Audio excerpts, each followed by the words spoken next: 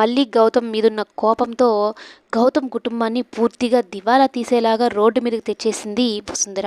Job కోసమని ఏ కంపెనీకి వెళ్ళినా మల్లిని చూడగానే, గౌతమ్ చూడగానే ఏ ఒక్కరు జాబ్ ఇవ్వరు. వసుంధర అలా ప్రిపేర్ చేసి పెట్టేసింది అందరినీ. ఏ ఒక్కరు జాబ్ ఇవ్వలేదు మేడం అన్నట్టు వసుంధరకి కాల్ చేసి చెప్తూ ఉంటారు. వసుంధర వాళ్ళ పతనాన్ని చూస్తూ చాలా సంతోషంగా ఫీల్ అవుతూ ఉంటుంది. అయితే గౌతమ్ ఆగకుండా కూడా తన జాబ్ ప్రయత్నాలు అయితే చేస్తుంటే ఎవరో ఒకరు ఒక అవకాశం ఇవ్వకుండా పోతారా అన్నట్టు చూస్తూ ఉంటాడు. తనకు తెలిసిన కంపెనీలన్నిటికీ వెళ్తాడు. కానీ ఎక్కడ పోయినా కూడా ఎదురు దెబ్బే తగులుతుంది. మళ్ళీ కూడా జాబ్ ఇవ్వరు. గౌతమ్‌కి జాబ్ ఇవ్వరు.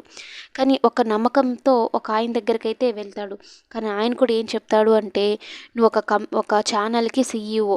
ఈ సీఈఓని ఇప్పుడు నువ్వు ఎంత నార్మల్‌గా ఉన్నా కూడా మా కంపెనీలో పెట్టుకోవడం అది మాకు చాలా కష్టంగా ఉంటుంది. చేసే వర్కర్స్ కూడా నీతో మంచిగా వర్క్ చేయలేరు. భయపడుతూ ఉండాలి.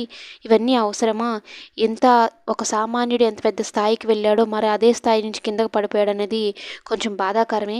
నువ్వు మరలా నిలదొక్కుంటావన్న నమ్మకంతోనే ఈ జాబ్ నీకు ఇవ్వడం లేదన్నట్టు చెప్పి అక్కడి నుంచి పంపించేస్తాడు. గౌతమ్ గతంలో చాలా హుందాగా, కాన్ఫిడెంట్‌గా, గంభీరంగా ఉన్న గౌతమ్ పరిస్థితి ఇప్పుడు మరీ చాలా దీనస్థితిలోకి ఉండేసరికి గౌతమ్ చూడగానే చాలా బాధపడుతూ ఉంటుంది.